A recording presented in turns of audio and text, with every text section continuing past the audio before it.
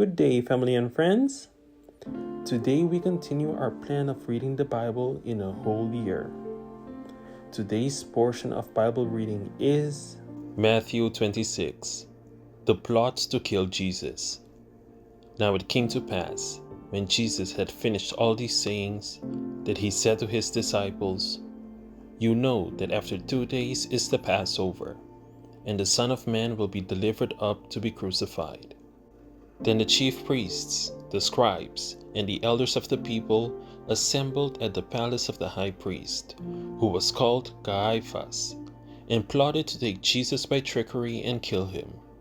But they said, "Not during the feast, lest there be an uproar among the people." And when Jesus was in Bethany at the house of Simon the leper, a woman came to him, having an alabaster flask of costly fragrant oil, and she poured it on his head as he sat at the table. But when his disciples saw it, they were indignant, saying, "Why this waste? For this fragrant oil might have been sold for much and given to the poor." But when Jesus was aware of it, he said to them, "Why do you trouble the woman? For she has done a good work for me. For you have the poor with you always, but me you do not have always. For in pouring this fragrant oil on my body, she did it for my burial. Assuredly, I say to you, wherever this gospel is preached in the whole world, what this woman has done will also be told as a memorial to her." Then one of the 12, called Judas Iscariot, went to the chief priests and said, "What are you willing to give me if I deliver him to you?" And they counted out to him 30 pieces of silver. So from that time he sought opportunity to betray him. Now on the first day of the feast of the unleavened bread, the disciples came to Jesus, saying to him, "Where do you want us to prepare for you to eat the Passover?" And he said, "Go into the city to a certain man, and say to him, 'The teacher says, my time is at hand. I will keep the Passover at your house with my disciples.'" So the disciples did as Jesus had directed them, and they prepared the Passover. When evening had come, he sat down with the 12. Now as they were eating, he said, "Assuredly I say to you, one of you will betray me." And they were exceedingly sorrowful, and each of them began to say to him, "Lord, is it I?" And he answered and said, "He who dipped his hand with me in the dish will betray me. The Son of Man indeed goes just as it is written of him, but woe to that man by whom the Son of Man is betrayed. It would have been good for that man if he had not been born." Then Judas, who was betraying him, answered and said, "Rabbi, is it I?" He said to him, "You have said it." And as they were eating, Jesus took bread, blessed and broke it, and gave it to the disciples and said, "Take, eat, this is my body." Then he took the cup and gave thanks and gave it to them, saying, "Drink from it, all of you, for this is my blood of the new covenant, which is shed for many for the remission of sins. But I say to you, I will not drink of this fruit of the vine from now on until that day when I drink it new with you in my Father's kingdom." And when they had sung a hymn, they went out to the Mount of Olives. Then Jesus said to them, "All of you will be made to stumble because of me this night, for it is written, I will strike the shepherd, and the sheep of the flock will be scattered. But after I have been risen, I will go before you to Galilee." Peter answered and said to him, "Even if all are made to stumble because of you, I will never be made to stumble." Jesus said to him, "Assuredly I say to you, that this night, before the rooster crows, you will deny me 3 times. Peter said to him, "Even if I have to die with you, I will not deny you." And so said all the disciples. Then Jesus came with them to a place called Gethsemane, and said to the disciples, "Sit here while I go and pray over there." And he took with them Peter and the 2 sons of Zebedee, and he began to be sorrowful and deeply distressed. Then he said to them, "My soul is exceedingly sorrowful, even to death. Stay here and watch with me." He went a little further and fell on his face and prayed, saying, "O my Father, if it is possible, let this cup pass from me. Nevertheless, not as I will, but as you will." Then he came to the disciples and found them sleeping, and said to Peter, "What? Could you not watch with me 1 hour? Watch and pray, lest you enter into temptation. The spirit indeed is willing, but the flesh is weak." Again, a second time he went away and prayed, saying, "O my Father, if this cup cannot pass away from me unless I drink it, your will be done." And he came and found them sleeping again, for their eyes were heavy. So he left them, went away again, and prayed the third time, saying the same words. Then he came to his disciples and said to them, "Are you still sleeping and resting? Behold, the hour is at hand, and the Son of Man is being betrayed into the hands of sinners. Rise, let us be going. See, my betrayer is at hand." And while he was still speaking, behold, Judas, one of the 12, with a great multitude with swords and clubs, came from the chief priests and elders of the people. Now his betrayer had given them a sign, saying, "Whomever I kiss, he is the one. Seize him." Immediately he went up to Jesus and said, "Greetings, Rabbi," and kissed him. But Jesus said to him, "Friend, why have you come?" Then they came and laid hands on Jesus and took him. And suddenly one of those who were with Jesus stretched out his hand and drew his sword, struck the servant of the high priest, and cut off his ear. But Jesus said to him, "Put your sword in its place, for all who take the sword will perish by the sword. Or do you think that I cannot now pray to my Father, and he will provide me with more than 12 legions of angels? How then can the scriptures be fulfilled, that it must happen thus?" In that hour, Jesus said to the multitudes, "Have you come out as against a robber with swords and clubs to take me? I sat daily with you, teaching in the temple, and you did not seize me. But all this was done that the scriptures of the prophets might be fulfilled." Then all the disciples forsook him and fled. And those who had laid hold of Jesus led him away to Caiaphas, the high priest, where the scribes and the elders were assembled. But Peter followed him at a distance to the high priest's courtyard, and he went in and sat with the servants to see the end. Now the chief priests, the elders, and all the council sought false testimony against Jesus to put him to death, but found none. Even though many false witnesses came forward, they found none.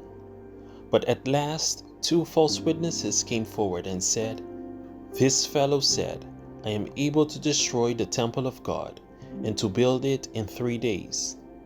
And the high priest arose and said to him, "Do you answer nothing? What is it these men testify against you?" But Jesus kept silent. And the high priest answered and said to him, "I put you under oath by the living God. Tell us if you are the Christ, the Son of God." Jesus said to him, "It is as you said. Nevertheless, I say to you, hereafter you will see the Son of Man sitting at the right hand of the power and coming on the clouds of heaven." Then the high priest tore his clothes, saying, "He has spoken blasphemy. What further need do we have of witnesses? Look, now you have heard his blasphemy. What do you think?" They answered and said, "He is deserving of death." Then they spat in his face and beat him, and others struck him with the palms of their hands, saying, "Prophesy to us, Christ. Who is the one who struck you?" Now Peter sat outside in the courtyard, and a servant girl came to him, saying, "You also were with Jesus of Galilee." But he denied it before them all, saying, "I do not know what you are saying." And when he had gone out to the gateway, another girl saw him and said to those who were there, "This fellow also was with Jesus of Nazareth." But again he denied with an oath, "I do not know the man." And a little later, those who stood by came up and said to Peter, "Surely you also are one of them, for your speech betrays you." Then he began to curse and swear, saying, "I do not know the man." Immediately a rooster crowed, and Peter remembered the word of Jesus who had said to him, "Before the rooster crows, you will deny me 3 times." So he went out and wept bitterly. Matthew 27. Jesus handed over to Pontius Pilate. When morning came, all the chief priests and elders of the people plotted against Jesus to put him to death. And when they had bound him, they led him away and delivered him to Pontius Pilate the governor. Then Judas, his betrayer, seeing that he had been condemned, was remorseful, and brought back the 30 pieces of silver to the chief priests and elders, saying, "I have sinned by betraying innocent blood." And they said, "What is that to us? You see to it." Then he threw down the pieces of silver in the temple, and departed, and went and hanged himself. But the chief priests took the silver pieces and said, "It is not lawful to put them into the treasury, because they are the price of blood." And they consulted together, and bought with them the potter's field, to bury strangers in. Therefore that field has been called the field of blood to this day. Then was fulfilled what was spoken by Jeremiah the prophet, saying, "And they took the 30 pieces of silver, the value of him who was priced, whom they of the children of Israel priced, and gave them for the potter's field, as the Lord directed me." Now Jesus stood before the governor, and the governor asked him, saying, "Are you the king of the Jews?" Jesus said to him, "It is as you say." And while he was being accused by the chief priests and elders, he answered nothing. Then Pilate said to him, "Do you not hear how many things they testify against you?" But he answered him not one word, so that the governor marveled greatly. Now at the feast, the governor was accustomed to releasing to the multitude one prisoner whom they wished. And at that time they had a notorious prisoner called Barabbas. Therefore, when they had gathered together, Pilate said to them, "Whom do you want me to release to you, Barabbas or Jesus who is called Christ?" For he knew that they had handed him over because of envy. While he was sitting on the judgment seat, his wife sent to him, saying, "Have nothing to do with that just man, for I have suffered many things today in a dream because of him." But the chief priests and elders persuaded the multitudes that they should ask for Barabbas and destroy Jesus. The governor answered and said to them, "Which of the two do you want me to release to you?" They said, "Barabbas." Pilate said to them, "What then shall I do with Jesus who is called Christ?" They all said to him, "Let him be crucified." Then the governor said, "Why? What evil has he done?" But he cried out all the more, saying, "Let him be crucified." When Pilate saw that he could not prevail at all, but rather that a tumult was rising, he took water and washed his hands before the multitude, saying, "I am innocent of the blood of this just person. You see to it." And all the people answered and said, "His blood be on us and our children." Then he released Barabbas to them, and when he had scourged Jesus, he delivered him to be crucified. Then the soldiers of the governor took Jesus into the praetorium, and gathered the whole garrison around him. And they stripped him, and put a scarlet robe on him. When they had twisted a crown of thorns, they put it on his head, and a reed in his right hand. And they bowed the knee before him, and mocked him, saying, "Hail, King of the Jews!" Then they spat on him, and took the reed, and struck him on the head. And when they had mocked him, they took the robe off him, put his own clothes on him, and led him away to be crucified. Now as they came out, they found a man of Cyrene, Simon by name. Him they compelled to bear his cross, And when they had come to a place called Golgotha, that is to say, place of a skull, they gave him sour wine mingled with gall to drink. But when he had tasted it, he would not drink. Then they crucified him and divided his garments, casting lots, that it might be fulfilled which was spoken by the prophet. They divided my garments among them, and for my clothing they cast lots. Sitting down, they kept watch over him there, and they put up over his head the accusation written against him: "This is Jesus, the King of the Jews." Then 2 robbers were crucified with him, one on the right and another on the left. And those who passed by blasphemed him, wagging their heads and saying, "You who destroyed the temple and build it in 3 days, save yourself. If you are the Son of God, come down from the cross." Likewise, the chief priests also, mocking with the scribes and elders, said, "He saved others, himself he cannot save. If he is the King of Israel, let him now come down from the cross, and we will believe him. He trusted in God. Let him deliver him now if he will have him. For he said, 'I am the Son of God.'" Even the robbers who were crucified with him reviled him with the same thing. Now from the 6th hour until the 9th hour there was darkness over all the land. And about the 9th hour Jesus cried out with a loud voice, saying, "Eli, Eli, lama sabachthani?" That is, my God, why have you forsaken me?" Some of those who stood there when they heard that said, "This man is calling for Elijah." Immediately one of them ran and took a sponge, filled it with sour wine, and put it on a reed, and offered it to him to drink. The rest said, "Let him alone. Let us see if Elijah will come to save him." And Jesus cried out again with a loud voice and yielded up his spirit.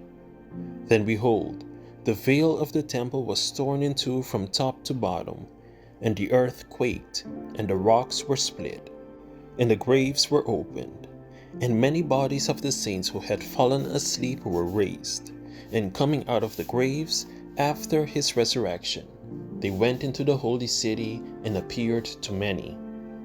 So when the centurion and those with him who were guarding Jesus saw the earthquake and the things that had happened, they feared greatly, saying, "Truly, this was the Son of God."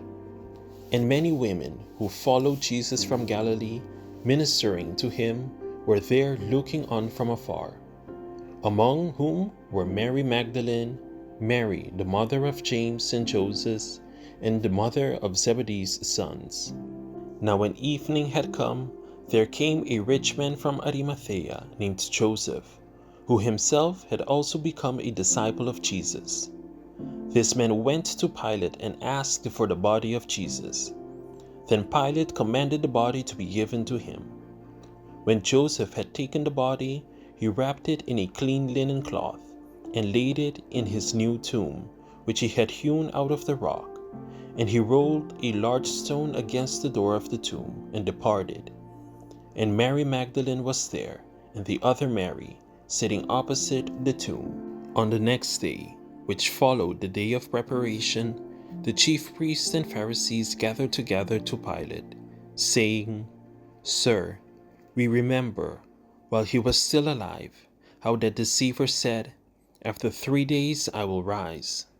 Therefore, command that the tomb be made secure until the 3rd day, lest his disciples come by night and steal him away, and say to the people, 'He has risen from the dead.' So the last deception will be worse than the first." Pilate said to them, "You have a guard. Go your way. Make it as secure as you know how." So they went and made the tomb secure, sealing the stone and setting the guard. Matthew 28. He is risen. Now after the Sabbath, as the first day of the week began to dawn, Mary Magdalene and the other Mary came to see the tomb. And behold, there was a great earthquake, for an angel of the Lord descended from heaven and came and rolled back the stone from the door and sat on it. His countenance was like lightning, and his clothing as white as snow. And the guards shook for fear of him, and became like dead men. But the angel answered and said to the women, "Do not be afraid, for I know that you seek Jesus who was crucified. He is not here, for he is risen as he said. Come, see the place where the Lord lay. And go quickly and tell his disciples that he is risen from the dead. And indeed, he is going before you into Galilee. There you will see him. Behold, I have told you." So they went out quickly from the tomb with fear and great joy, and ran to bring his disciples word. And as they went to his disciples, behold, Jesus met them, saying, "Rejoice." So they came and held him by the feet and worshipped him. Then Jesus said to them, "Do not be afraid. Go and tell my brethren to go to Galilee, and there they will see me." Now while they were going, behold, some of the guard came into the city and reported to the chief priests all the things that had happened. When they had assembled with the elders and consulted together, they gave a large sum of money to the soldiers, saying, "Tell them, his disciples came at night and stole him away while we slept. And if this comes to the governor's ears, we will appease him and make you secure." So they took the money and did as they were instructed. And this saying is commonly reported among the Jews until this day. Then the 11 disciples went away into Galilee, to the mountain which Jesus had appointed for them. When they saw him, they worshipped him, but some doubted. And Jesus came and spoke to them, saying, "All authority has been given to me in heaven and on earth. Go, therefore, and make disciples of all the nations, baptizing them in the name of the Father and of the Son and of the Holy Spirit, teaching them to observe all things that I have commanded you. And lo, I am with you always, even to the end of the age." Amen. Thank you for tuning in to another daily Bible reading video. Be sure to come back tomorrow when we dive deeper into the next chapters of God's Word.